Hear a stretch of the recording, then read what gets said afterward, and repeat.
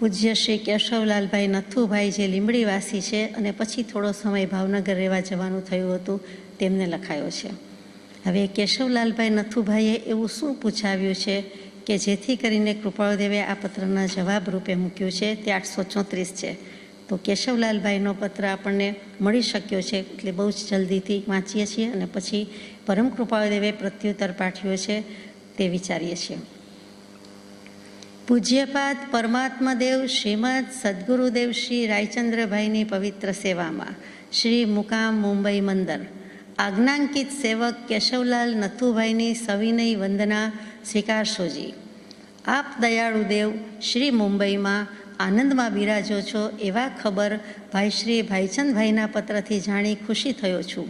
વળી આપ સાહેબ તરફથી સમાચાર આવ્યેથી વિશેષ જાણીશ. હે નાથ, આપનો પ્રતાપ અનંત છે. સદગુરુના સમાગમનું ફળ નિષ્ફળ જતું નથી એ મેં પ્રત્યક્ષ જણાઈ આવ્યું છે. આ રાંક કિંકર મુંબઈ આવી આપના સમાગમમાં કિંચિત રહેવાથી જે તેના લાભનો થોડો થોડો અનુભવ થાય છે તેવો આગળ જણાયો નથી.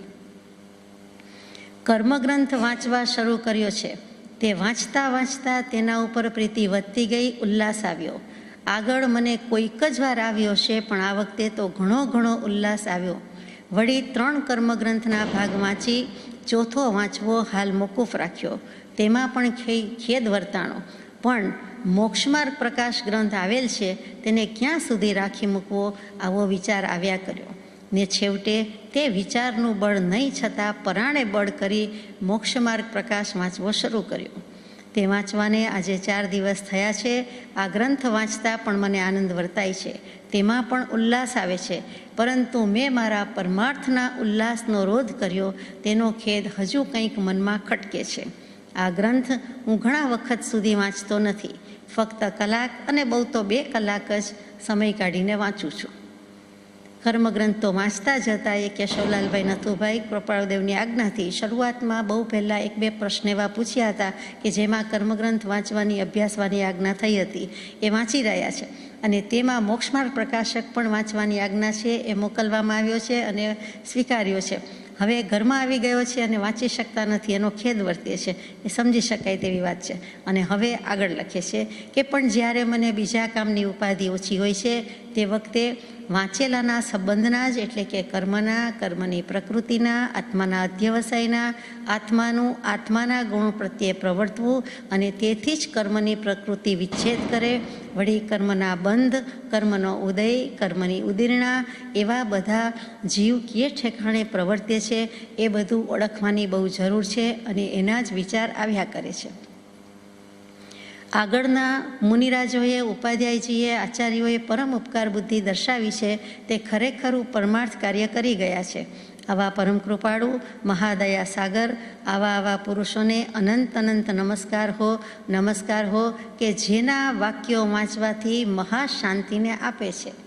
મતિ અને શ્રુત જ્ઞાનના સંબંધમાં હું આગળ ઘણો મૂંઝાણો હતો, પરંતુ આ 2 ગ્રંથો વાંચતા કેટલેક દરજ્જે ગેડ બેસે છે. આ બાજુ વપરાતો શબ્દ છે ખંભાતમાં, ચરોતરમાં, પણ અહીંયા તો સૌરાષ્ટ્રના છે તો પણ કહ્યું છે કે ગેડ બેસે છે, એટલે કે મને કાંઈક સમજાય છે, અક્કલમાં આવે છે, મગજમાં ઉતરે છે, વગેરે વગેરે વાત બેસે છે. કર્મગ્રંથમાં આ 2 આશ્રીને સારી રીતે વિવેચન કર્યું છે, પરંતુ મોક્ષમાર્ગ પ્રકાશમાં આ 2નું નિરૂપણ કંઈક ટૂંકામાં છે, તો પણ કર્મગ્રંથ કરતાં વિશેષ બળવાનપણે અને સ્પષ્ટ સમજી શકાય તેમ વળી અનુભવ થઈ શકે તેવી રીતે એકેન્દ્રિયથી પંચેન્દ્રિય સુધીનું ઘણું ટૂંકું પણ સૂક્ષ્મ વિચારને દોરવે અને યથાર્થ સમજણમાં આવે તેમ વિવેચન કર્યું છે. તે વાંચવાથી હું તો પરમ ઉલ્લાસ પામ્યો હતો. કર્મગ્રંથમાં કર્મ પ્રકૃતિનો જ ગ્રંથ હોવાથી દેવેન્દ્ર સુરીજીએ 12મી-13મી સદીમાં લખાયું છે અને બધું સુંદર મૂક્યું છે, એમાં સવાલ જ નથી. વિશેષ સમજી શકાય છે, બળવાનપણે સમજી શકાય છે, પરંતુ કેટલીક વસ્તુ એવી છે કે જે મને મોક્ષમાર્ગ પ્રકાશકમાં વધુ સારી રીતે સમજાય છે. હાલમાં તો એમ રહે છે કે આ 2 ગ્રંથો પૂરા થયા બાદ પાછા બંને ગ્રંથો વાંચવા. મોક્ષ માર્ગના આશરે 125 પાન વાંચ્યા છે. હવે એમાં મનનો સંબંધ જ્યાં આવે છે ત્યાં મનનું 8 પાંખડીનું કમળ છે એમ કહ્યું છે. આ વાત યોગશાસ્ત્રમાં વાંચી છે, પણ બીજા ગ્રંથમાં વાંચવામાં આવ્યું નથી. એકેન્દ્રિયથી અસંગની પંચેન્દ્રિય સુધી કશાય કઈ રીતે પ્રવર્તે છે અને અવ્યક્તપણે છતાં પ્રવર્તવું થાય છે તે કેટલેક અંશે આ ગ્રંથો બતાવે છે. આ બે ગ્રંથો એકબીજા સાથે કેટલીક રીતે મળતાપણું પણ ધરાવે છે. આ બે ગ્રંથ વાંચતા પૂર્વે જે કેટલીક માન્યતા હતી જે બેસી ગઈ હતી તેમાં ફેરફાર થયો છે અને હવે સાચું સમજવાનો પુરુષાર્થ કરું છું. બંને અપૂર્વ છે. લિખિત અંગ અલ્પજ્ઞ બાળક કેશવલાલ નથુભાઈના સહજાત્મ સ્વરૂપે સવિનય વંદના. હવે આ કેશવલાલ નથુભાઈનો પત્ર હતો. હવે પરમ કૃપાળુદેવ શું પ્રકાશે છે તે આપણે વિચારીએ. કૃપા કરી છે પછી આપણે તો દિવાળી એટલે ભગવાનના અક્ષરદેહ તો ભગવાન પધાર્યા છે, ભગવાન પ્રતિષ્ઠિત છે જ, પ્રસ્થાપિત છે. કૃપાળુદેવ હતા એવું છે જ નહીં. કૃપાળુદેવ હતા, કૃપાળુદેવ છે, કૃપાળુદેવ રહેશે એટલે કે છે જ, સવાલ જ નથી. હતા રહેશે તો નીકળી જાય છે. અક્ષરદેહ તો અમર જ છે એમ પણ કહી શકાય અને આમ પણ તેઓ શ્રી છે જ, કેમ કે પ્રત્યક્ષપણું આપણને લાગતું હોવાથી તેઓ શ્રી તો છે જ. હતા શું અને રહેશે શું? છે જ. પત્રાંક 840 મોહમયી ક્ષેત્ર શ્રાવણ સુદ પૂનમ સોમ વિક્રમ સંવત 1954. મોક્ષ માર્ગ પ્રકાશક ગ્રંથ વિચાર્યા પછી કર્મ ગ્રંથ વિચારવાથી પણ સાનુકૂળ થશે. આ જ્ઞાની પુરુષનો વિનય અને આ વિનયસભર આજ્ઞા ધીમેકથી જરાય માઠું ન લાગે, ખોટું ન લાગે, સમજમાં આવી જાય એમ આટલી બધી વાતનો જવાબ આપી દીધો કે પહેલો મોક્ષમાર્ગ પ્રકાશક ગ્રંથ વાંચો, વિચારો અને પછી કર્મગ્રંથ વિચારવાથી તમને અનુકૂળતા લાગશે, તમને સમ્યક પ્રકારે સમજાઈ જશે. એટલે કે પહેલું મોક્ષમાર્ગ પ્રકાશક કહ્યું. મોટા ભાગના અને આપણે પણ એમ આવી ગયા કે પહેલું શું વિચારવું કે વાંચવું, તો કર્મગ્રંથ વિચારવાનો પ્રયત્ન કરીએ અને ત્યાર પછી મોક્ષમાર્ગ પ્રકાશક ગ્રંથમાં જઈએ. અહીંયા કૃપાળુદેવના જ્ઞાનમાં ધ્યાનમાં કેશવલાલભાઈ નથુભાઈના પ્રશ્નો ઉપરથી અને આમ પણ જ્ઞાનમાં એમની દશા કે ભાવ ચળકે છે કે એ ક્યાં મૂંઝાય છે, ક્યાં એમને પ્રશ્ન થાય છે. જો મોક્ષમાર્ગ પ્રકાશક વાંચીને કંઈક ફેંસલો આવી ગયો હોય, એક પર મુસ્તાક થઈ ગયા હોય, તો મિથ્યાત્વની બીજી બધી વાત અહીંયા માનવું, તેને માનવું, સર્વજ્ઞ વિતરાગ સિવાયને આમ માનવું, તેમ માનવું અને બીજું આડી અવડી જે મિથ્યા માન્યતા છે નીકળી જાય અને પછી બીજા સંપ્રદાયમાં પણ જે ઝાટકણી કાઢી એમ લાગે આપણને પંડિત ટોડરમલજીએ, એ પણ સમજાઈ જાય તો પછી એક આત્મા પર આવવાની વાત સહેલી પડે અને પછી કર્મગ્રંથની વાતમાં પણ જોઈએ તેવું કોન્સન્ટ્રેશન રાખી શકે એમ સમજાય છે. મોક્ષમાર્ગ પ્રકાશક ગ્રંથ જેવો તેવો નથી, ટોડરમલજી સાહેબનો છે અને ઘણું બધું સુંદર લખ્યું છે. આખો લખી શક્યા હોત તો ઉત્તમ વાત હતી, પણ જેટલા 7-9 અધિકાર પ્રકાશ મળ્યા છે એ પણ કમ નથી. એમાં પણ આપણને તો પૂરું જ લાગે છે. ઉપદેશામૃતજીની જેટલું લગભગ વોલ્યુમ છે અને લગભગ બધી વાત આવી જાય છે, તેમ છતાં અપૂર્ણ રહ્યો છે એ હકીકત છે. એ દિગંબર રામનાઈનો ગ્રંથ છે, કર્મગ્રંથ શ્વેતાંબર રામનાઈના ગ્રંથ છે.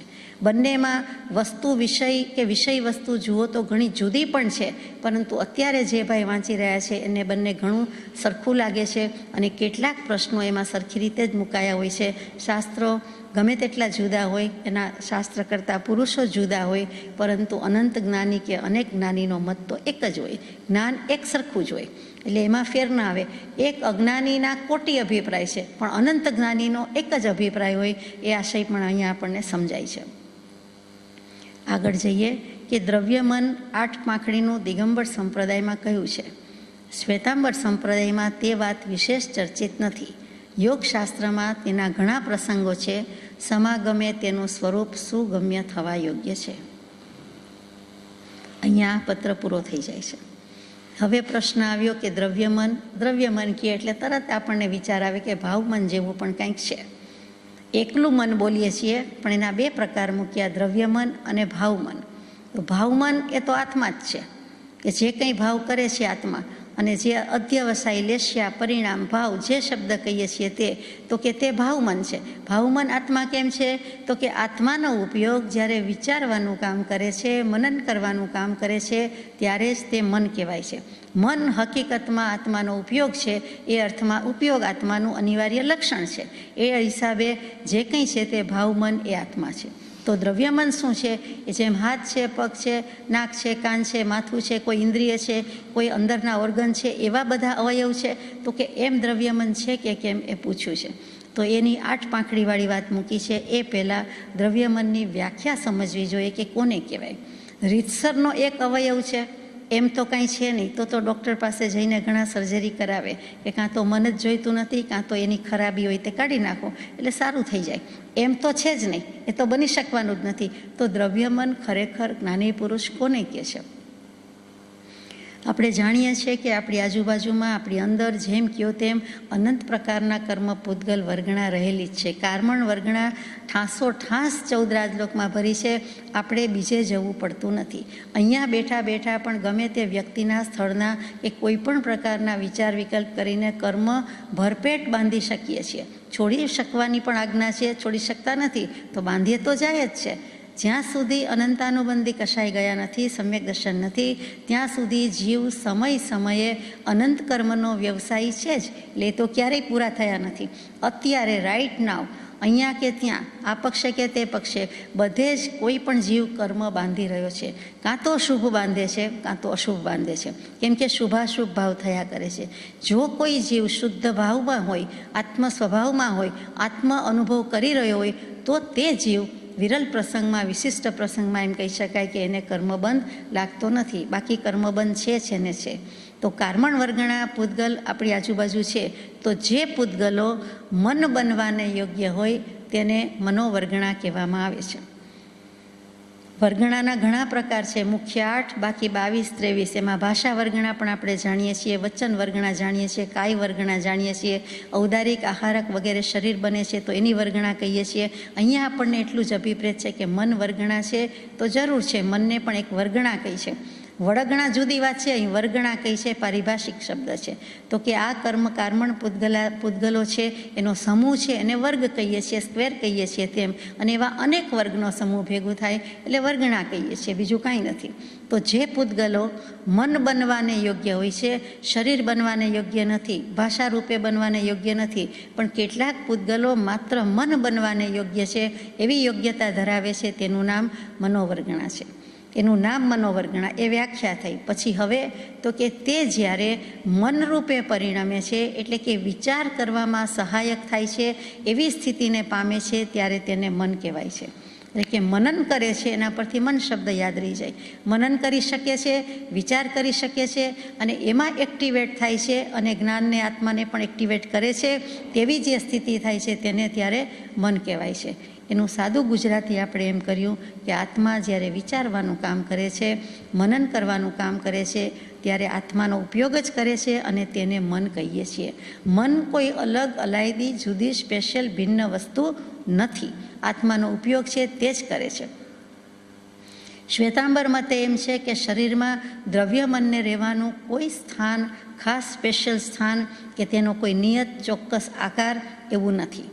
એનો કોઈ આકાર નથી, એનું કોઈ સ્થાન નથી, એવી કોઈ વસ્તુ નથી કે જેથી કરીને આપણે કહી શકીએ કે આ જગ્યાએ રહે છે અને એનો આવો આકાર છે. તો મન વિનાના તો છીએ નહીં, સંજ્ઞી પંચેન્દ્રિય પણ ધરાવીએ છીએ. તો મન તો છે તો જાય ક્યાં?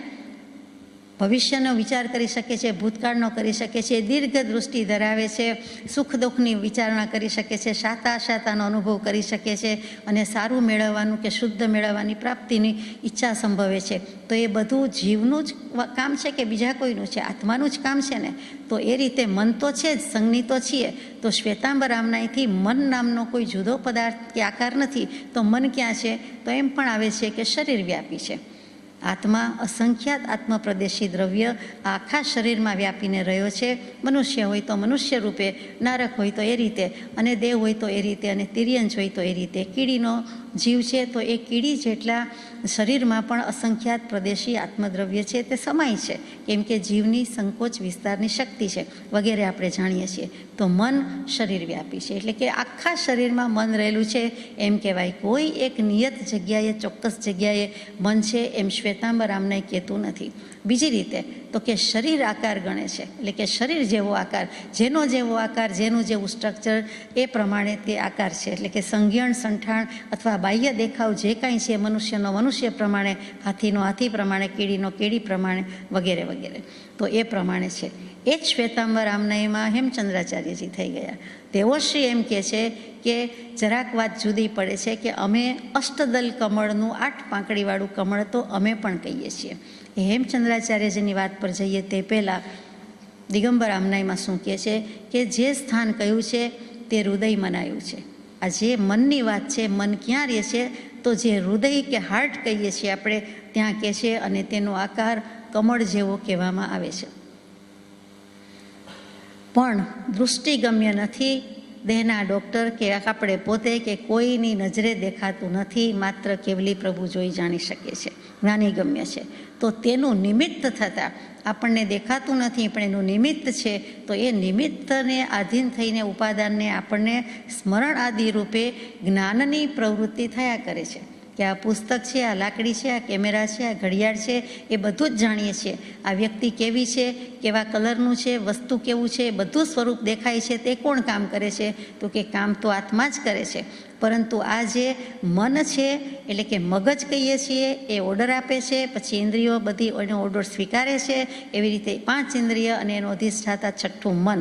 આ છયેયને જે કાંઈ કહેવામાં આવે છે, મગજ જુદું, મન જુદું. મગજ તો 2, પાછા નાનું અને મોટું. અહીંયા મનની વાત છે.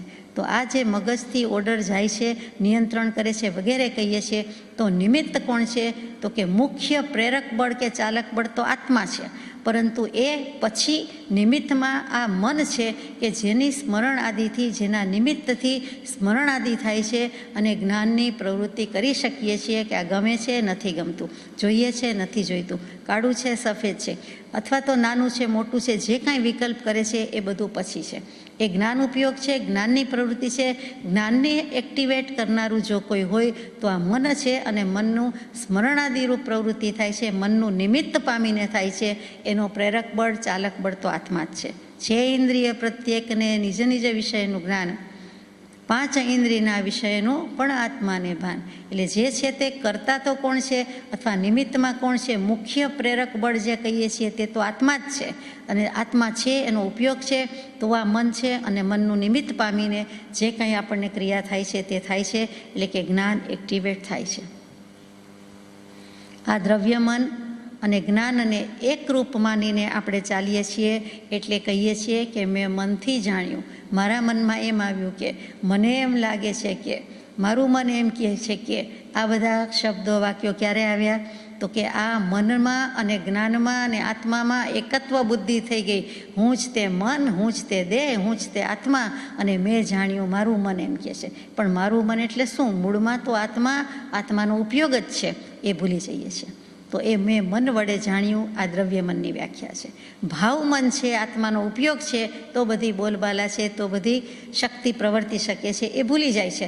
અને ભાવ મન ઉપયોગને એક બાજુ રાખીને દ્રવ્ય મનની વાત કર્યા કરે છે, અથવા તો અહમત્વ સ્થાપે છે, સારું નરસું સ્થાપે છે, રાગ અરાગ કર્યા કરે, રતિ અરતિ કર્યા કરે. તે પણ આ મનનો રોલ છે. એ આ દ્રવ્ય મનની વાત થઈ. આ મોક્ષમાર્ગ પ્રકાશકનો સારાંશ છે મન સંબંધી વાતનો, એટલે કે દિગંબર રામનાઈના શાસ્ત્રોનો સાર કયો.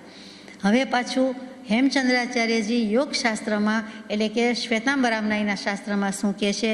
તો એમ કહે છે કે 8 પાંખડીવાળું કમળ, 16 પાંખડીવાળું કમળ અને 24 પાંખડીવાળું કમળ. અને જ્યારે કમળ કહીએ છીએ ત્યારે કમળનું પુષ્પ યાદ રાખવાનું છે, પરંતુ શરીરના અવયવમાં 4 થી 6 કમળ કહેવાય છે. એક નાભી કમળ કહીએ છીએ, જે મુખ્ય વાત છે, તે નાભી પ્રદેશ. તેમાં 16 પાંખડીવાળું કમળ ચિંતવે છે. શું કામ 16 પાંખડી? તો કે અ, આ, ઈ, ઉ, એ, ઐ, ઓ, ઔ, અમ, અહ. તો આપ કહેશો કે 12 અક્ષરી થઈ, 12 અકડી થઈ, તો 12 અક્ષર થયા, તો 12 થયા. પરંતુ જે પ્રાચીન સાહિત્યમાં, આગમમાં, સંસ્કૃતમાં, પ્રાકૃતમાં વગેરેમાં, ખાસ કરીને બધી ભાષાની જનની સંસ્કૃત, અને એમાં વચ્ચે બીજા 4 પણ આવે છે. ઋતુનો રૂ આવે છે, પછી રૂ રસ્વ કરીએ છીએ, પછી રૂ દીર્ઘ પણ કરીએ છીએ, એટલે રૂ કહીએ છીએ.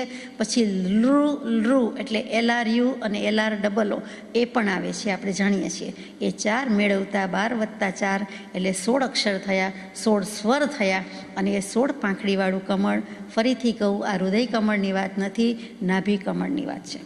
નાભી કમળની 16 પાંખડી, પેટ પાસે આવેલી નાભી, કે જે દુટી કહીએ છીએ, કે જે માતાથી બાળક છૂટું પડે છે, માતાના રક્ષણથી, નાળથી છૂટું પડે છે, અને જે દુટી બની જાય છે, ત્યાંની વાત છે, તે પ્રદેશોની વાત છે.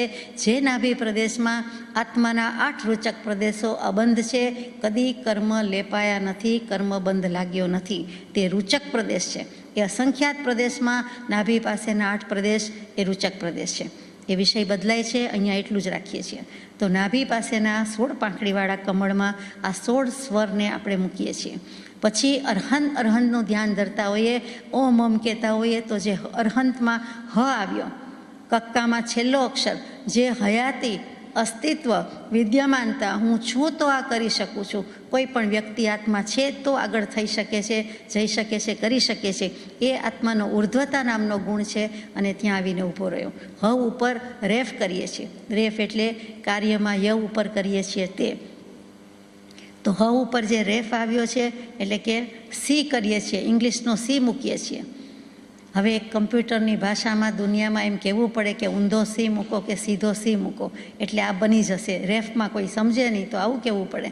તો એ જે રેફ છે એમાંથી જાણે કે અગ્નિની જ્વાળા નીકળે છે, ધીમે ધીમે ધુમાડાની સેર નીકળે છે, એવું આપણે ચિંતવવાનું છે, એટલે કે ચિંતવીએ છીએ. શેની વાત ચાલે છે? આ કમળની વાત ચાલે છે, નાભી કમળની વાત ચાલે છે. દ્રવ્યમન સમજવાની પ્રયત્ન કરીએ છીએ માટે કે 8 પાંખડીવાળું કેવી રીતે છે. તો એ 16 પાંખડીવાળા કમળમાંથી ધૂમ્ર, શીરા, જે કયો તે શેર બધી જાય છે. પછી શેરમાંથી ધીમે ધીમે અગ્નિના કણિયા પણ નીકળે છે, તણખા, એટલે કે સ્ફુલ્લિંગ રૂપે કંઈક નીકળતું હોય એ પણ ચિંતવવાનું છે. અહીં બેઠા બેઠા આપણે આગ લાગી એમ કહીએ અથવા હોળી પ્રગટાવી કહીએ તો તરત જ વિચાર કરીએ કે દીવો પ્રગટાવ્યો એમ કરીએ, એટલે તરત જ યાદ આવી જાય કે કેવી એની શેર હશે, કેવી એની ધૂમ્ર હશે, કેવો ધુમાડો હશે કે નહીં, વગેરે વગેરે, કેટલી ઊંચી જતી હશે વગેરે. તો એ વખતે એમ વિચાર કરતાં કરતાં અગ્નિની જ્વાળા ચિંતવે છે. પહેલાં ધુમાડાની શેર, પછી નાના નાના તણખા એટલે સ્ફુલ્લિંગ કહીએ તે, અને ત્યાર પછી વધારે ને વધારે અગ્નિની જ્વાળા, જાણે કે આકાશને આંબવાની હોય તેમ આપણને લાગે તેવો વિચાર કરીએ છીએ. ત્યાર પછી નાભી કમળ ઉપરથી સીધા હૃદય કમળ પર આવીએ છીએ. તેમાં 8 પાંખડીવાળું કર્મ સ્થપાય છે, 8 પાંખડીવાળું કમળ સ્થપાય છે. શું કામ 8 પાંખડીવાળું કમળ કહ્યું? તો કે કર્મ અનંત પ્રકારના, તેમાં મુખ્ય 8 કર્મ હોવાથી ત્યાં 8 પાંખડીનું કમળ કહેવાય છે. હવે આપણને નાનપણથી 8 પાંખડીવાળું કમળ જોતા દોરતા હોઈએ તો સમજાય કે 8 કર્મને હિસાબે આ વસ્તુ મૂકી છે. એટલે 8 પાંખડીવાળા કમળની વાત, 16માં સ્વર મૂક્યા, 8માં આ કર્મ મૂક્યા, એ વિચારવાનું છે. અહીંયા હૃદય કમળની જ વાત છે એટલે એના ઉપર ભાર મૂક્યો. હવે 8 પાંખડી ઉપર 8 કર્મ મૂકી દીધા તો 8 પાંખડી આમ સીધી પ્રફુલ્લિત વિકસિત છે એમ નથી, ઉર્ધ્વગામી નથી, પરંતુ એ અધોમુખે છે, નિમ્નગામી છે, એટલે કે નીચી બતાવવામાં આવે છે. કેટલીક વખત ભગવાનના પદ્માસનમાં કમળની પાંખડી સીધી છે કે ઊંધી છે, થોડી ઊંચી જવાના બદલે બેઠેલી છે, વાળેલી છે, સાપની ફેણ જેવી છે, એવું આપણે વિચાર કરીએ છીએ. એને શાસ્ત્રોમાં રહેલા કમળ સાથે સંબંધ છે માટે એમ લાગે છે. તો એ 8 પાંખડીવાળું કમળ અને એના અધોગામી, નિમ્નગામી, અધોમુખ છે, એટલે કે ઊંધા છે અથવા તો મુખ નીચું છે. હવે એને ભસ્મસાત કરી દઈએ છીએ, એવી રીતે આપણે કલ્પના કરીએ છીએ, તરંગ કરીએ છીએ કે ધ્યાન ધરીએ છીએ કે 16 પાંખડીવાળું કમળ, ત્યાંથી 8 પાંખડીવાળું કમળ, અને એમાં જાણે કે નીચે જોઈને રહ્યા છે, શરમાઈ ગયા છે, શાંત થઈ ગયા છે, કર્મો આપણને માર્ગ આપે છે, ઉપશમ થઈ ગયા છે, શાંત થયા છે. અને આ કર્મો શાંત થઈ જતા બળીને શાંત થયા કે ઉપશમ રૂપે રહ્યા, એટલે આપણને જે શાંતિ લાગવી જોઈએ તે શાંતિનું વેદન થાય છે. આપણે આત્મા આપોઆપ શાંત થાય છે. અને તે હેમચંદ્રાચાર્યજી કહે છે કે આજ્ઞેયી ધારણાથી ધ્યાન ધર્યું કહેવાય, અને તેને દ્રવ્યમન કહેવાય. તે આ દ્રવ્યમનની પાંખડીવાળું કમળ, એ દ્રવ્યમનની સ્થિતિ ક્યાં છે? તો કે ત્યાં રહેલું છે માટે કહ્યું. આ યોગશાસ્ત્રમાં 12 પ્રકાશ યાને 12 પ્રકરણ કે અધ્યાય છે, એમાં 7મા પ્રકાશમાં આ વાત છે. 8મા પ્રકાશમાં મૂક્યું છે કે નાભી કમળની 16 પાંખડીમાં અ થી મ સુધીની વાત આવે છે. એટલે અ થી અહ કહીએ છીએ, જે કાંઈ કહીએ તે અ આ ઈ એ રીતે જે કહીએ, બારાક્ષરી કરીએ તે 12 થાય. પછી રૂલ રૂ કયા એટલે 16 સ્વર કયા. હૃદય કમળની 24 પાંખડીમાં ક થી મ સુધીની 25 વ્યંજનને મૂકેલા છે. ફરીથી કહું, મ સુધી જ મૂક્યા છે. મ એટલે હંમેશા સ્થિતિ સૂચક છે, ત્યાં સ્ટેગ્નન્ટ થઈ જાય છે, સ્થિર થઈ જાય છે, સ્ટેડી થઈ જાય છે, એટલે ત્યાં મ. આપણે પામર કહીએ તો પંગુતામાં, પામરતામાં, નિમ્નતામાં સ્થિતિ કરી છે માટે પામર છે. અને પામરમાંથી વટલો મ કાઢી લઈએ એટલે મોક્ષે પાર પામી ગયા. આટલું જ કરવાનું છે. આમ જુઓ તો એ વચ્ચેનો મત છે એ કાઢી નાખવાનું છે. અહીંયા સ્થિતિ કરી છે, અહીંથી ઉપડી જઈએ એટલે ક્યાં જઈએ? સંસારથી ઉપડી જઈએ એટલે બીજું તો એક સિદ્ધ જ છે, બીજું કાંઈ રહેતું નથી, કાં તો સંસારમાં કાં તો સિદ્ધશિલામાં. એટલે આ જે મની વાત છે તે ક થી મ સુધીના 25 વ્યંજન થાય, પાંખડી 24 છે અને ક થી મના 25 ત્યાં બેસાડવામાં આવે છે. 8 પાંખડીનું મુખ કમળ, વદન કમળ કહીએ છીએ. જુઓ, નાભી કમળ પણ કહેવાય, હૃદય કમળ પણ કહેવાય અને વદન કમળ પણ કહેવાય, એટલે કે મુખ કમળ કહીએ. ત્યાં ય થી હ સુધીના 8 વર્ણ ગોઠવવામાં આવે છે અને પછી એમ ધ્યાન ધરવાનું છે. અહીંયા કહેવાનું તાત્પર્ય કે જે 16 સ્વર આવી ગયા, 25 વ્યંજન આવી ગયા, એટલે 25 ને 16 41 થયા અને બાકીના જે 11 લાગે છે કે ક્યાં ગયા તે પણ આમાં આવી જાય છે. એટલે કે માતૃકા દર્શન કહીએ, માતૃકા અક્ષર કહીએ, તે બધાને ચિંતવતો યોગી, એટલે કે કોઈ પણ યોગ સાધના કરનારો, ધ્યાનમાં બેસનારો, ભગવાનના મંત્રની માળા ગણનારો કોઈ પણ આવી જાય તે શ્રુત જ્ઞાનનો પારગામી થાય છે. આ શ્રુત જ્ઞાનને પામી જાય છે. કક્કો અને બારાક્ષરીનું મહત્ત્વ જેમ તેમ નથી, કમ નથી, ઓછું નથી. ઋષભદેવ પ્રભુએ બ્રાહ્મી સુંદરીને ભાષા અને ગણિતનું જ્ઞાન આપ્યું તો એ જરાય કમ નથી, એ જરૂરી છે, અનિવાર્ય છે. માટે જ ક્યાંય પણ કોઈ પણ ભાષામાં પહેલું આલ્ફાબેટ્સ, વોવેલ્સ, કોન્સોનન્ટ્સ બધું જે શીખવાડવામાં આવે છે, કક્કા બાર અક્ષરીનું જ્ઞાન આપવામાં આવે છે. 1 વર્ષ સુધી આપવામાં આવતું, 6 મહિના સુધી માત્ર એટલું જ ભણવાનું આવતું. કેવું પાકું થઈ ગયું હોય કે જિંદગીના છેલ્લા સમયે પણ ભૂલીએ નહીં તેવું. તો શ્રુત જ્ઞાનનો પારગામી થવા માટે પણ અહીંયા આ પ્રમાણે ધ્યાન ધરવાની વાત છે. અને જે છેલ્લે એક રહી જાય છે તે ચરણ કમળની વાત છે, જે આમાં આવતી નથી. અહીંયા હૃદય કમળની વાત હોવાથી નાભી કમળ, હૃદય કમળ, મુખ કમળ એટલું જ આપણે લઈએ છીએ. 8 પાંખડીની વાત થઈ, કમળની વાત થઈ, એમાં મુખ્ય મુદ્દા માલ કહેવાય એ તો બાકી રહ્યો કે આત્મા ક્યાં ગયો? તો કે આત્માને એના ઉપર બિરાજવાનો છે કે આપણો આત્મા, મારો આત્મા જાણે કે નીકળી ગયો દેહમાંથી અને સામે આ કમળની પાંખડી પર બિરાજમાન છે. અથવા એ ન થઈ શકતું હોય તો શુદ્ધાત્મા પરમાત્મા જે કોઈ થઈ ગયા, તીર્થંકર દેવ થયા, કૃપાળુદેવ કહીએ છીએ તો એનું ધ્યાન ધરતા હોઈએ તો એમને ત્યાં બિરાજમાન કરીએ છીએ. જગમગાટ છે, કેવલ જ્ઞાનની દશા છે, એટલે કેવલ જ્ઞાની હોવાથી અને સિદ્ધશિલા પર હોવાથી કે એ બધાનો જે જગમગાટ કે જે દેદીપ્યમાનતા છે, જે જાજ્વલ્યમાનતા છે એ કોઈક જુદી જ છે. એ સળગતો અગ્નિ છે, ધુમાડા વિનાનો અગ્નિ છે. ભક્તામણ સ્તોત્રમાં કહ્યું તેવો નિર્ધૂમવર્તી અપવર્જિત તૈલ ધૂમ, એ જે કહીએ છીએ તે નિર્ધૂમ, ધુમાડા વિનાનો, તેલ વિનાનો. આત્માને આ કોઈ જરૂર નથી, તે પોતે જ છે. તેના જ્ઞાન દર્શન ગુણ છે, જ્ઞાન દર્શન ઉપયોગ છે અને તેને આપણે ચિંતવીએ છીએ. ફરીથી સારાંશ રૂપે કહું તો એ ચિંતવતા નાભી કમળમાં અકારનું આપણે ધ્યાન ધરીએ છીએ. ઓમકાર કહીએ છીએ તેમ અકાર. ઓમ શેનો બનેલો છે? અ, આ વગેરેનો બનેલો છે. પછી ઉ ને મ, અરિહંતનો અ, સિદ્ધનો અશરીરનો બીજો અ, આચાર્યનો આ, ઉપાધ્યાયનો ઉ અને મુનિ એટલે સાધુ કહેતા મુનિનો મ પહેલો અક્ષર લેતા અ, આ, ઉ, મ એટલે ઓમ બન્યો છે. એ ઓમમાં અકાર પહેલો છે તેને નાભી કમળમાં મૂકીએ છીએ, મસ્તક કમળમાં સી મૂકીએ છીએ, એટલે અ સી, સિદ્ધનો સી મૂકીએ છીએ. પછી વદન કમળમાં આ મૂકીએ છીએ, આચાર્યનો મૂકીએ છીએ. હૃદય કમળમાં ઉપાધ્યાયનો ઉ મૂકીએ છીએ. શું કામ? તો કે ઉ કહેતા વિષ્ણુ ને વિષ્ણુ કહેતા ઉ કહેતા જ્ઞાન સ્વરૂપ છે. આત્મા સર્વવ્યાપક છે અને ભગવાનનું જ્ઞાન પણ 14 રાજલોકમાં છે.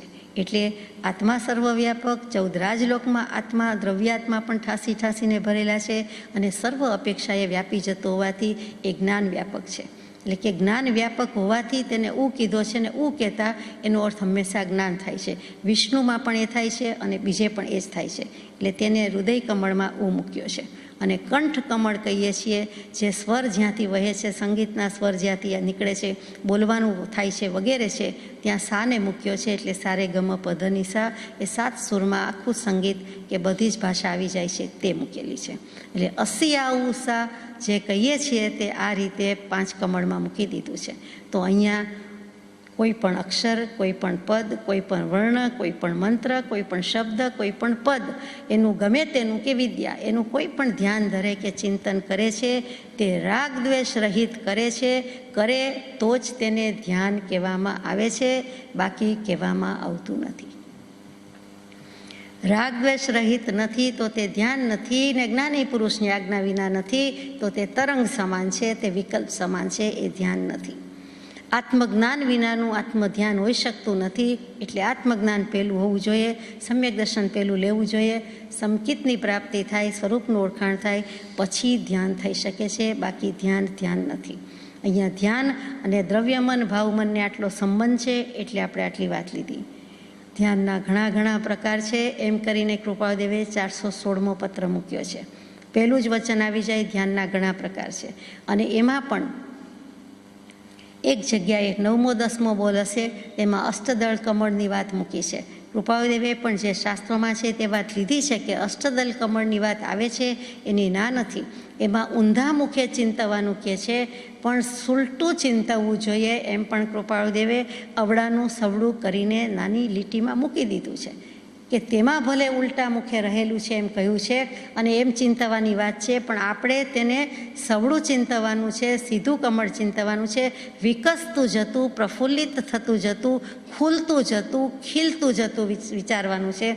આત્મા અધોગામી નથી થતો, ઉર્ધ્વગામી થઈ શકે છે. એટલે એવો પુરુષાર્થ કરે, સત્પુરુષાર્થ કરે કે જેથી તે રાગદ્વેષ રહિત થાય અને ઉર્ધ્વગામી થાય અને આગળ જાય. એટલે કે મોક્ષના લક્ષ્ય જ કરે. મોક્ષ થઈ શકે તો ઠીક છે, સિદ્ધ દશામાં જવાય તો ઠીક છે, નહીં તો દેવગતિ કે વૈમાનિક દેવ કે શુભ ગતિ, અને પછી પાછો આગળ એવા નિમિત્ત લઈને એ સિદ્ધ દશાને પામશે. તો આ દ્રવ્યમનની વાત અને ભાવમનની વાત. તો દ્રવ્યમન 8 પાંખડીનું દિગંબર સંપ્રદાયમાં કયું છે, શ્વેતાંબર સંપ્રદાયમાં તે વાત વિશેષ ચર્ચિત નથી, એમ કૃપાળુદેવ કેશવલાલભાઈને જવાબ આપે છે. આપણને પણ મળી ગયો કે વિશેષ લખવામાં આવતું નથી, એટલે ચર્ચિત નથી એટલે વધારે તેની ચર્ચા વાતચીત આવતી નથી. એટ ધ સેમ ટાઈમ ચર્ચન નથી, એટલે કે એને લેપ લગાડી દીધો નથી, બામ લગાડી દીધો નથી. અથવા તો કોઈ પણ વસ્તુ જે ઘસીએ છીએ, પીઠી ચોળીએ છીએ, એટલે કે જેવું લેપન કરવામાં આવે છે અથવા તો વધારે ચોંટાડી દેવામાં આવે છે, એવી રીતે કંઈ ઘસીને આપવામાં આવ્યું નથી, એટલો ભારપૂર્વક મૂકવામાં આવ્યું નથી, એમ કૃપાળુદેવને કહેવું છે. આપણે અર્ચન, પૂજા અર્ચન કહીએ છીએ, એમ અર્ચન સાથે ચર્ચન આવે. રાણી સર્વ મળી ઘસી ચંદન, એ જે નબી રાજર્ષિના પ્રસંગમાં આવે છે તે, તો એ ચર્ચિત એટલે બંને અર્થ છે કે એની ચર્ચા નથી અને એવું વધારે એનું લેપ થઈ જાય, એટલી બધી ભાર મુકાઈ જાય એવી રીતે મૂકેલું નથી. યોગશાસ્ત્રમાં તેના ઘણા પ્રસંગો છે. કૃપાળુદેવના જ્ઞાન બહાર ક્યાંય હોઈ શકે નહીં, છે નહીં. તો યોગશાસ્ત્રમાં લખેલા છે, ઘણા પ્રસંગ છે.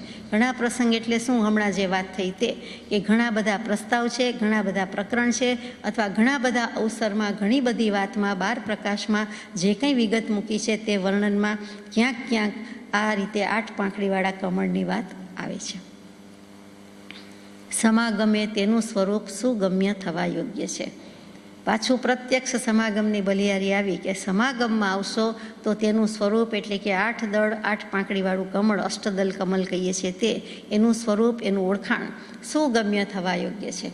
અત્યારે લખ્યું છે કે વાંચી લેશો જાતે તો થોડું ઘણું સમજી શકશો. ગમ્ય થશે, ગમ ટુ ગો, એટલે કાંઈક ગતિ થશે, કાંઈક તમારી સમજમાં આવશે. પરંતુ સુગમ્ય, સમ્યક પ્રકારે, સુચારુ રીતે, સુંદર રીતે, સાચી રીતે, જેમ છે તેમ સમજવું હોય તો પ્રત્યક્ષ સત્સમાગમમાં તેનું સ્વરૂપ સમજાશે.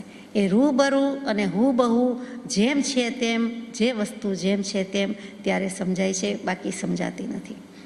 પ્રત્યક્ષ યોગમાં પ્રત્યક્ષ યોગે વગર સમજાવીએ સ્વરૂપ સ્થિતિ થવી સંભવિત છે, એમ અત્રે માનીએ છીએ, અમે માનીએ છીએ.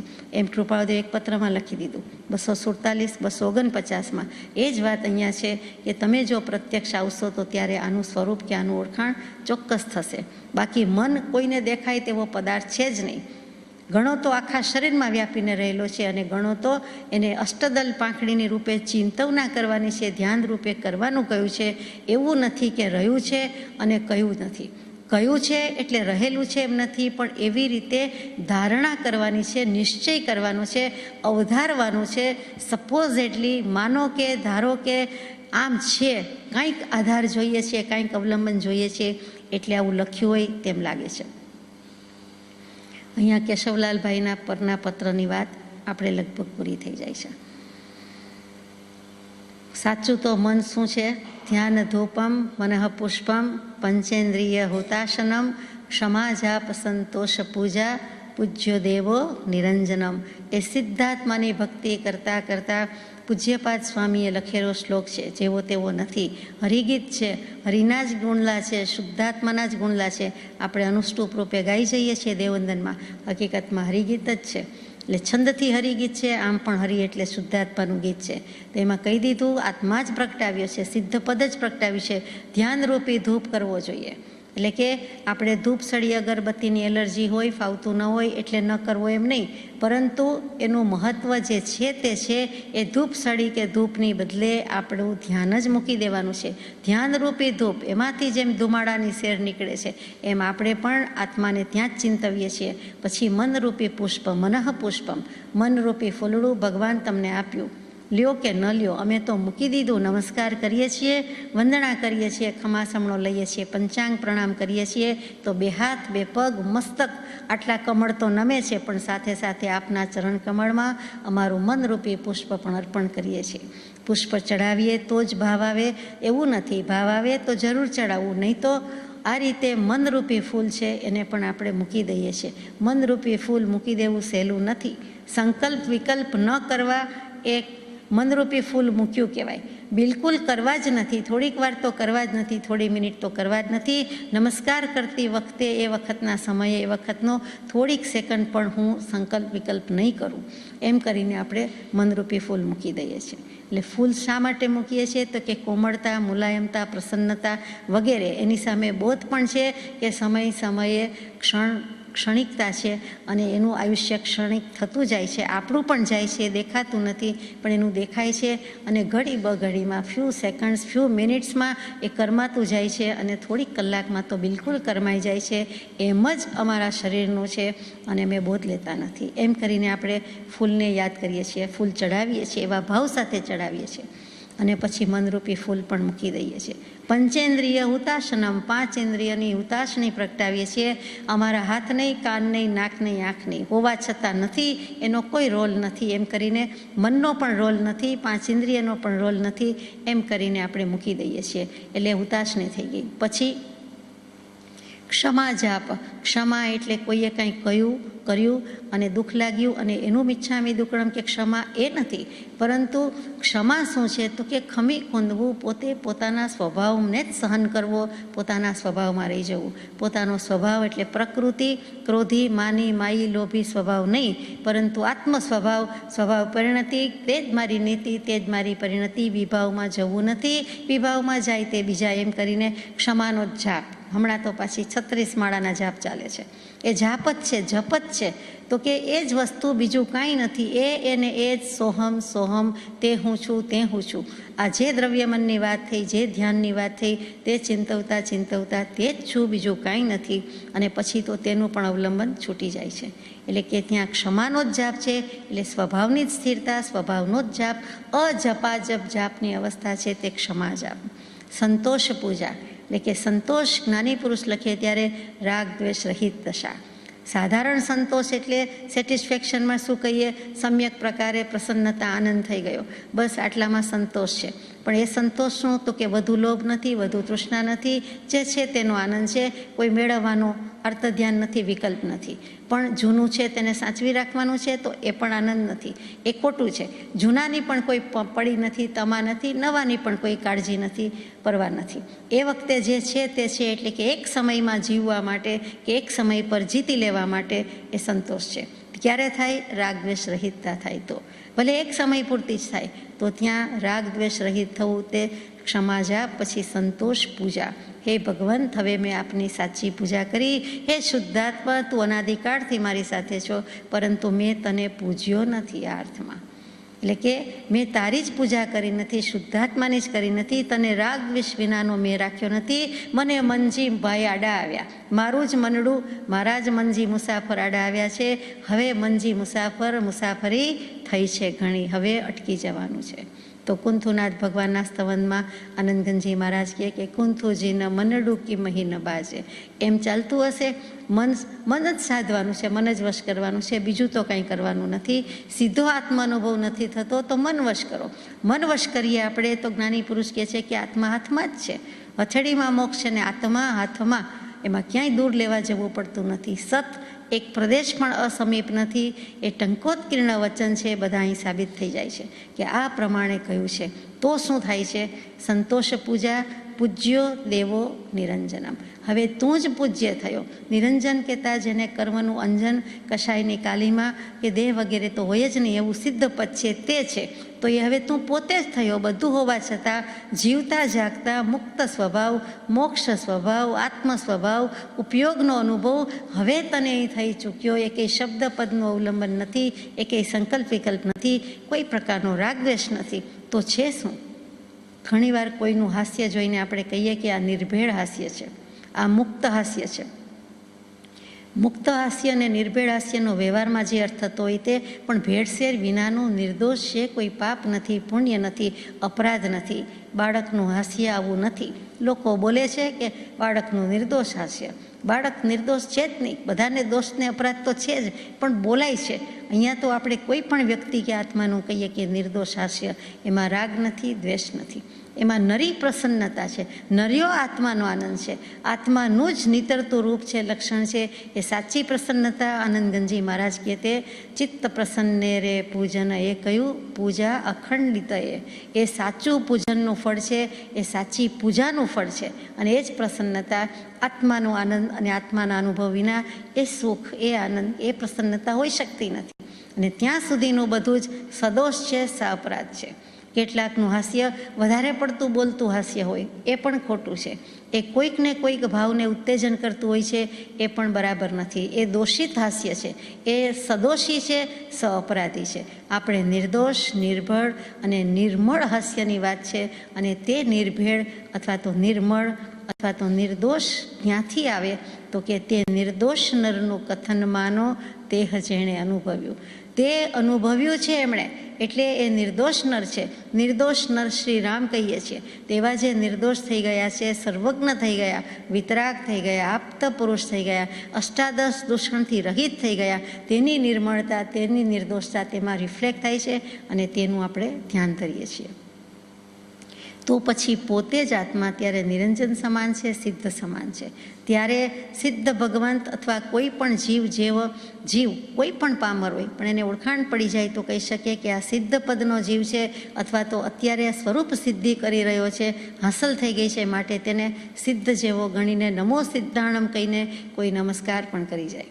અર્યંત પ્રભુ હોય તો એમ પણ કહે કે right now at this moment, આ પર્ટિક્યુલર સમયે તું મારા જેવો જ છો અને તને મારા નમસ્કાર છે. આવું ભાઈ હરખા, આપણે બેઉ સરખા. એટલા સમય પૂરતો તો એટલા સમય પૂરતો. એટલે એ આખી વાત અજનબી છે. અને તે પ્રભુશ્રીજી કહે કે કાંઈ અજબ ગજબ છે, કાંઈ અજબ ગજબ થઈ ગયું છે, એ આ અજબ ગજબની વાત છે. પણ આવા ગુપ્ત ચમત્કાર જ સૃષ્ટિના લક્ષમાં નથી.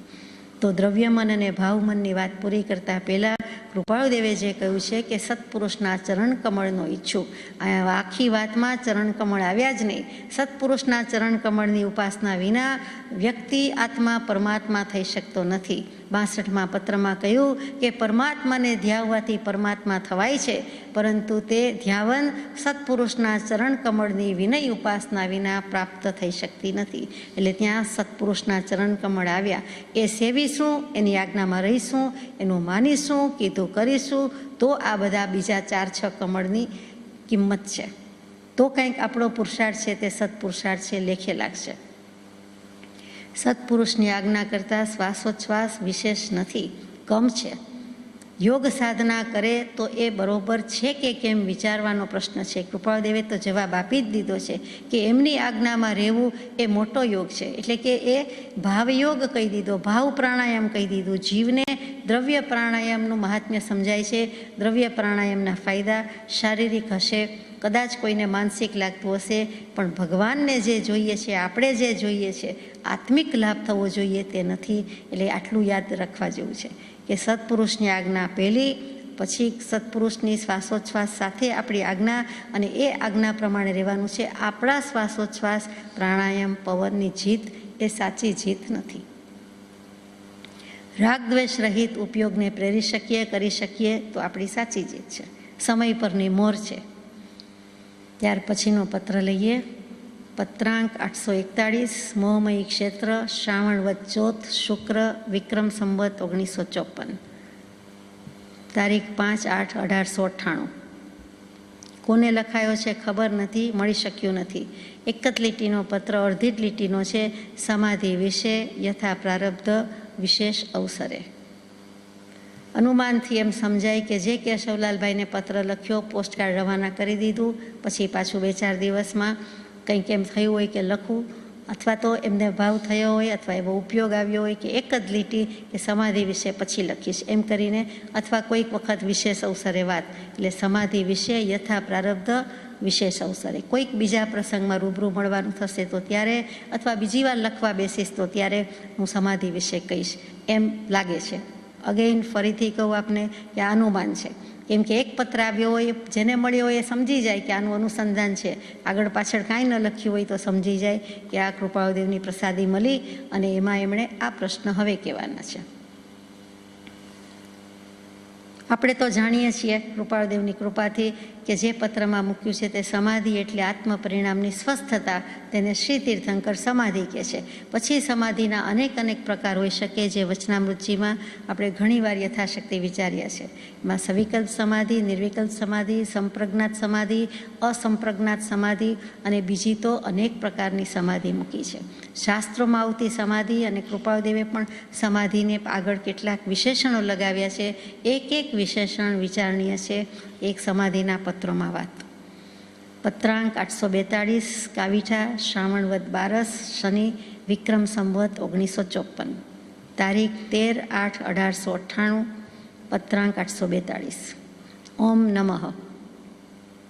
પ્રસ્તુત પત્ર વવાણિયા નિવાસી શ્રી રાયચંદભાઈ મનજીભાઈ દેસાઈને લખાયો છે. પોપટલાલભાઈ મનજીભાઈ દેસાઈની ઘણી વાત આવે છે. એમણે એમનો સમાગમ સ્વહસ્તે લખીને પણ ગયા છે. રાયચંદભાઈની વાત આવતી નથી. એમ લાગે છે કે એ મોટાભાઈ હશે, અને એક વિનય હતો કે મોટાભાઈના નામે અથવા પિતાશ્રીના નામે પત્ર લખાતો અથવા તો એડ્રેસ કરાતું. પછી એમને ઠીક લાગે, વાંચે અને પછી આપી દે ઘરનાને, એ જુદી વાત છે. એટલે આ પણ એક કર્ટસી હોય કે ગમે તેમ હોય. તો રાયચંદભાઈ મનજીભાઈ દેસાઈનું નામ છે. પોપટભાઈને પણ હોઈ શકે, બંને સાથે રહેતા હોય તો બંને ઉપર પણ હોઈ શકે. શુભેચ્છા સંપન્ન શ્રી વવાણિયા. શ્રી વવાણિયામાં બિરાજતા તમે રાયચંદભાઈ દેસાઈને અત્યારે પત્ર લખાય છે. શુભેચ્છા સંપન્ન, એને મોક્ષે જવાની ઈચ્છા થઈ ગયેલી છે. શુભેચ્છા એટલે આપણે શુભેચ્છા પાઠવીએ છીએ દીપાવલીની એમ નહીં, નૂતન વર્ષની એમ નહીં, પરંતુ પાઠવતા હોઈએ તો પણ લાભ અને શુભ પહેલેથી લખતા આવ્યા છીએ. સમ્યક દર્શન જેવો 3 કાળમાં 3 લોકમાં કોઈ લાભ નથી અને મોક્ષ જવા જેવું કોઈ શુભ નથી, માટે લાભ અને શુભ છે. રિદ્ધિ સિદ્ધિ સમૃદ્ધિ ગૌરી પુત્ર ગજાનન ગણપતિ દેવની નહીં, એ રિદ્ધિ સિદ્ધિ નહીં. એ રિદ્ધિ સિદ્ધિ તો એમની પત્ની છે, એમની પાસે રહીએ. આપણું શું? તો કે આપણું તો આત્માની લક્ષ્મી. એમ કરીને શુભેચ્છા સંપન્ન આત્મજ્ઞાન પ્રાપ્ત કરવાની 7 ભૂમિકા. એમાં પહેલી ભૂમિકા કે તમને, અમને, આપણને કંઈક કલ્યાણની, મોક્ષની, મંગલ કરવાની ઈચ્છા થઈ છે. એટલું કૃપાળુદેવે સ્વીકાર્યું, એટલું સર્ટિફિકેટ આપ્યું. ચાલો, તમને એટલો ભાવ તો થયો છે, ઈચ્છા તો થઈ છે, એટલે શુભેચ્છા સંપન્ન. ઘણું કરીને મંગળવારના દિવસે તમારો લખેલો કાગળ એક મુંબઈ મળ્યો હતો. આમાં શું થયું છે કે રાયચંદભાઈ પોપટભાઈ દેસાઈમાં રાયચંદભાઈને એમ થાય છે કે કૃપાળુદેવ અત્યારે કાવીઠાથી આ પત્ર લખે છે. મુંબઈ બિરાજમાન હતા. મુંબઈથી કાવીઠા પધારવાનું, ચરોતર ભૂમિમાં આવવાનું, એ આગમન બધું અચાનક થયું છે, જણાવવાનો સમય રહ્યો નથી. એટલે તેઓ શ્રી પહોંચી ગયા કૃપાળુદેવ કાવીઠામાં. રાયચંદભાઈને ખબર પડી એટલે એમ થયું કે મારે પણ કાવીઠા જવું છે, પર્યુષણ કરવા છે, કૃપાળુદેવના સત્સંગ સમાગમનો લાભ લેવો છે. આજ્ઞા વિના જવાય નહીં, એટલે પૂછાવ્યું છે. કૃપાળુદેવને થાય છે હવે તાબડતોબ જવાબ આપવો જોઈએ, નહીં તો પાછા આવી જશે અથવા ન બનવાનું બની જશે. એટલે જવાબ આપી રહ્યા છે કે હું અહીંયા મંગળવારના દિવસે તમારો લખેલો કાગળ એક મુંબઈ મળ્યો. બુધવારની રાત્રિએ મુંબઈથી નીકળી અને ગુરુવારે સવારે આણંદ આવવાનું બન્યું, અને એ જ દિવસે રાત્રે આશરે 11 વાગે અત્રે એટલે કાવીઠામાં આવવું થયું હતું. અહીંયા 10 થી 15 દિવસ સ્થિતિ થવાનો સંભવ છે. તમારી વૃત્તિ હાલ સમાગમમાં આવવા વિશે જણાવી, તે વિશે તમને અંતરાય જેવું થયું. મુશ્કેલી આવી ગઈ, અંતરાય આવી ગયો. કૃપાળુદેવ આજ્ઞા આપતા નથી કે આ ખોટું થયું, ખરાબ થયું. કઈ રીતે? કેમ કે આ પત્ર પહોંચશે તે પહેલાં પર્યુષણનો પ્રારંભ લોકોમાં થયો ગણાશે. જુઓ શૈલી, લોકો જેને પર્યુષણ કહે છે તે, બાકી તો જ્યારે આવો મળો ત્યારે પર્યુષણ છે એમ. તો કે લોકોને એમ થશે કે પર્યુષણ આવ્યા અને આ પહોંચી ગયા, એટલે કે તમે થોડાક મોડા પડો છો હવે. જેથી તમે આ તરફ આવવાનું કરો તો ગુણ અવગુણનો વિચાર કર્યા વગર મતાગ્રહી માણસો નિંદે અને તેવું નિમિત્ત ગ્રહણ કરી ઘણા જીવોને તે નિંદા દ્વારા એ પરમાર્થ પ્રાપ્તિ થવાનો અંતરાય ઉત્પન્ન થાય. તમે અહીંયા આવી જાઓ એટલે લોકો નિંદા કરે, સમાજ ઘરના વગેરે નિંદા કરે કે તમે પર્યુષણમાં નીકળી ગયા, અહીંયા વવાણિયા ગામથી કૃપાળદેવ પાસે ગયા, મુંબઈ ગયા, નિવૃત્તિમાં ગયા, બીજે ચાલ્યા ગયા, એટલે એવી નિંદા થશે. અને એ નિંદા થશે, નિંદા કરનારાને પરમાર્થ પ્રાપ્તિમાં કર્મબંધ થાય છે. એટલે એ અમારી સન્મુખ કે અમારી સમક્ષ ખોટા વધારાના કર્મો બાંધશે. વ્યક્તિ વિશેષ છે ને વ્યક્તિ વિશેષ કૃપાળદેવને કરુણાસાગર છે એટલે લાગે છે કે મારા વિરુદ્ધ તમને લાગશે, બોલાશે તો એ ખોટું થશે, એ જીવોને પરમાર્થ થોડો મોડો મળશે અથવા તો સન્મુખ થવાના બદલે વિમુખ થઈ જશે. માટે તમારે તેમની નિંદા પણ થવા દેવાનું કોઈ કારણ નથી, પ્રયોજન નથી, તમારે આવવા જેવું નથી. જેથી તેમ ન થાય તે અર્થે તમારે હાલ તો પર્યુષણમાં બહાર ન નીકળવા સંબંધી લોક પદ્ધતિ સાચવવી યોગ્ય છે. લોકોની રૂઢી રીતિ જે કાંઈ પદ્ધતિ છે તે પ્રમાણે અત્યારે પર્યુષણમાં બહાર નીકળવું નથી. પર્યુષણમાં ગામતરું કરાય પણ નહીં, સાધુ સાધ્વીજી વિહાર ન કરે તેમ આપણે પણ પર્યુષણમાં મોટે ભાગે બહાર જઈએ નહીં, અથવા તો પ્રવૃત્તિ ક્ષેત્રમાંથી બહાર જઈને નિવૃત્તિ ક્ષેત્રમાં એક જગ્યાએ સ્થિર વાસો કરીએ. 8 દિવસ, 4 દિવસ, 2 દિવસ, જેટલી પણ અનુકૂળતા હોય તેટલી, બને તો 8 દિવસની.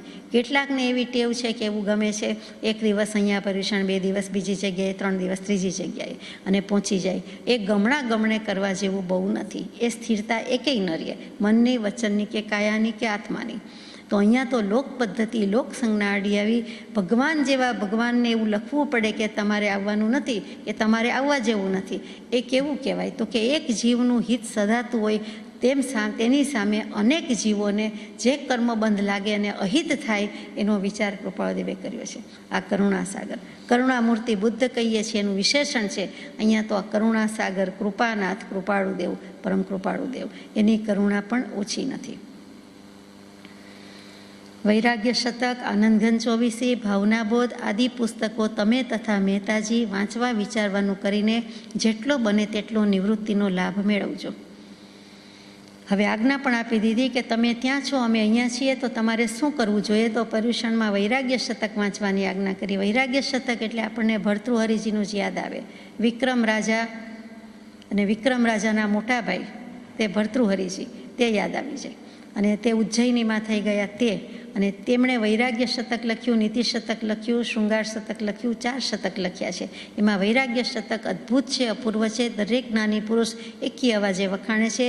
એ યોગીન્દ્ર ભર્તૃહરિજી એમ ઉપદેશે છે કે, એમ કૃપાળદેવનું વિશેષણ છે કે મહાયોગી થઈ ગયા, ભરપૂર વૈરાગ્ય અને મહાશક્તિમાંથી તદ્દન જ ટર્ન આવી ગયો, એકદમ જ મોટો ટર્ન આવી ગયો, 360 ડિગ્રીનો ટર્ન આવી ગયો કે 180 ડિગ્રીનો આવી ગયો, જે કયો તે. અને તેમાંથી એ વિરક્ત થઈ ગયા. અને એ યોગીન્દ્ર પુરુષે લખ્યું છે, એ જેમ તેમ નથી, પોતાના અનુભવ સિદ્ધ વચન છે કે આવી આસક્તિ અમે પણ રાખી હતી, આવો મોહ કર્યો હતો, આવા ઘેલા હતા, પણ આ સંસારમાં કોઈ પાત્ર કે કોઈ પરિસ્થિતિમાં ક્યાંય મોહ રાખવા જેવો નથી. પછી જે ઉત્પન્ન થયું કે નિષ્પન્ન થયું, નીપજ્યું, એ વૈરાગ્ય શતક છે. એ વૈરાગ્ય શતકમાં ઘણું કરીને 114 શ્લોક છે. એના ઉપર ઘણા બધા આચાર્ય મહારાજે, જૈન મુનિઓએ પણ ટીકા લખી છે, એટલે કે કોમેન્ટરી આપેલી છે. બહુ સુંદર છે. તે વાંચવાની આજ્ઞા કરી વૈરાગ્ય પ્રાપ્તિ માટે. બીજું વૈરાગ્ય શતક ભાવનગરના વિનય મુનિ કહીએ છીએ, ઘણું કરીને સ્થાનકવાસી આમનાઈમાં જતા, એમણે પણ સુંદર વૈરાગ્ય શતક લખ્યું છે. એ છેલ્લું છે, કન્ટેમ્પરરી છે. તે વખતે જે હતું એ ભર્તૃહરિજીનું બહુ જૂનું છે, તો એ પણ વાંચવાનું હોઈ શકે. અને એક કવિ પદ્માનંદ થઈ ગયા છે, એમણે પણ 113 કે 14 શ્લોકમાં વૈરાગ્ય શતક લખ્યું છે. અહીંયા કૃપાળદેવે તો ભર્તૃહરિજીવાળું લખ્યું હોય તેમ વધારે સમજાય છે. પછી આનંદઘન ચોવીસી, એ પણ યોગીરાજ આનંદઘનજી, એકલું તો બોલાય જ નહીં. આનંદઘનજી આપણને તો બહુ આદર, બહુ પ્રેમ, એટલે બહુમાનપૂર્વક એકલું બોલી જઈએ અને પાછા બોલવામાંય કરકસર, તો કે વચને કેમ દરિદ્ર્યમ કે દરિદ્રતા, પણ આપણે રાખીએ છીએ. એટલે આગળ પાછળ ભાઈ બહેન બોલીએ નહીં, આગલા વિશેષણ બોલીએ નહીં, એટલે કહી દઈએ કે આનંદઘનજી મહારાજ. તો એ પણ યોગીરાજ, પેલા યોગીન્દ્ર ભર્તૃહરિજી એકથી ચડિયાતા છે. તો એ પણ જીન માર્ગના, અને એમણે જે પદો લખ્યા છે તે જેમણે વાંચ્યા વિચાર્યા છે એમને ખ્યાલ છે કે આત્મા જ ગાયો છે. અને આનંદઘનજી 24થી તો આપણે જાણીએ છીએ, 24 તીર્થંકર દેવના 24 સ્તવન, તો એ પણ વિચારવા યોગ્ય છે. એટલે પ્રભુના ગુણગ્રામ જ છે, શુદ્ધાત્માની સ્તુતિ કીર્તિ જ છે. અને ત્રીજું ભાવનાબોધ, જે પરમ કૃપાળદેવે પોતે લખ્યો છે. 2000 વર્ષ પહેલાં લખેલી કુંદ કુંદ ભગવંતની દ્વાદશ અનુપ્રેક્ષા એટલે કે 12 અણુવેખા પ્રાકૃત ભાષામાં, એ જ 12 ભાવના જગતમાં જુદી નથી, 12 ભાવના જ છે.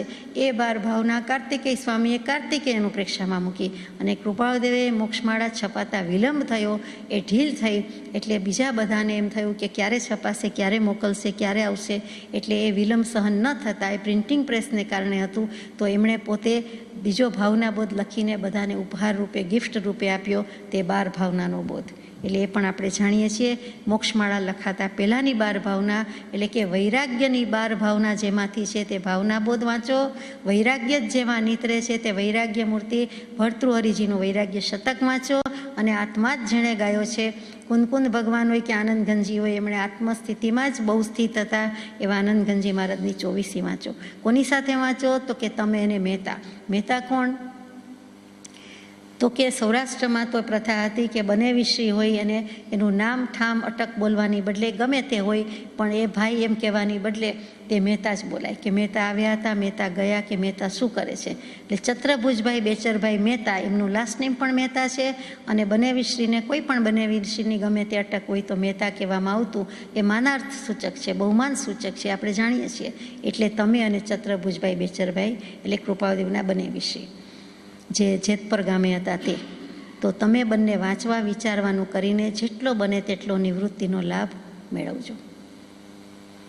દુઃખ ન લગાડશો કે પર્યુષણમાં આવવાનું નથી, પણ આટલું આમની સાથે વાંચજો, વિચારજો. આજ્ઞા તો મળી ગઈ ને.